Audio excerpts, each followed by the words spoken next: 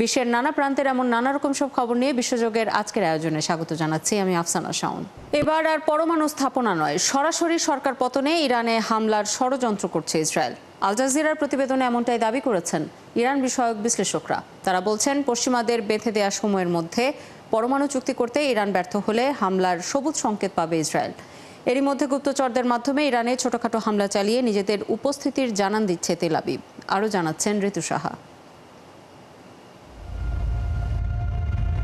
Iran ইসরায়েলের মধ্যকার 12 দিনের যুদ্ধের ভয়াবহতা এখনো স্পষ্ট। তেল আবিবের হামলায় নিহত হন ইরানের শীর্ষ সামরিক কর্মকর্তা, পরমাণু বিজ্ঞানী সহ 1000-এরও বেশি মানুষ। দুর্বল হয়ে পড়ে ইরানের আকাশ প্রতিরক্ষা ব্যবস্থা। এমনকি যুক্তরাষ্ট্রের বোমা হামলায় ধ্বংস হয় দেশটির দুর্ভেদ্য সব পরমাণু স্থাপনা। আর এত কিছুর পরেও যেন রক্তের নেশা কাটেনি ইসরায়েলের প্রধানমন্ত্রী বেনিয়ামিন নেতানিয়াহুর। ইরানের ক্ষমতাসীন সরকারকে উৎখাত করতে আবারও হামলা চালাতে পারে তেল আবিব।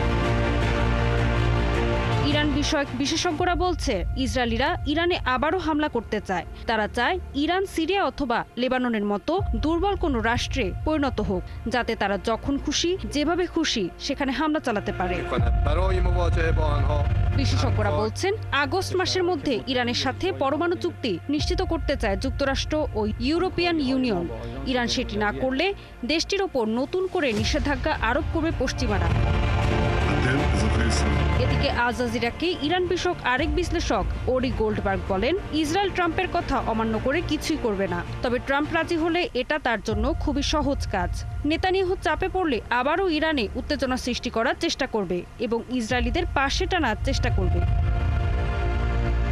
তবে আপাতত বড় সংঘাতে না জড়ালেও ইরান জুড়ে গোপনে ছোটখাটো হামলা চালাচ্ছে ইসরায়েল। আর এ কাজে ইরানের অভ্যন্তরে নিজেদের গোয়েন্দা নেটওয়ার্ক ব্যবহার করছে তেল আবিব। বিশ্লেষকরা বলছেন, ইসরায়েলের হামলার পরিকল্পনা সত্ত্বেও কূটনৈতিকভাবে পরমাণু চুক্তি নিয়ে আলোচনা চালিয়ে যাচ্ছে ইরান। একই সাথে অত্যাধুনিক যুদ্ধবিমান ক্রয়ের পাশাপাশি নিজেদের আকাশ প্রতিরক্ষা ব্যবস্থার উন্নয়নে জোর দিয়েছে দেশটি। ঋতু সাহা, 71।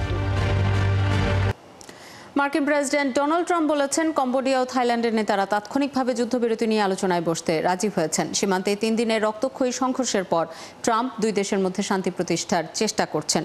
ট্রাম্প বলেন, তিনি কম্বোডিয়ার প্রধানমন্ত্রী হুন মানেত এবং থাইল্যান্ডের ভারপ্রাপ্ত প্রধানমন্ত্রী ফুমথামের সঙ্গে কথা বলেছেন এবং তাদের হুঁশিয়ারি দিয়েছেন, যদি সংঘাত বন্ধ না হয় তাহলে কোনো দেশের সঙ্গে যুক্তরাষ্ট্রের বাণিজ্য চুক্তি হবে না।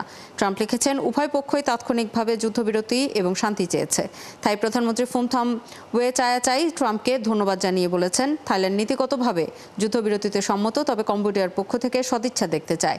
সংঘাতে গভীর উদ্বেগ প্রকাশ করে উভয় পক্ষকে যুদ্ধবিরতিতে সম্মত হওয়া এবং আলোচনা শুরুর আহ্বান জানিয়েছেন জাতিসংঘ মহাসচিব অ্যান্তোনিও গুতেরেস।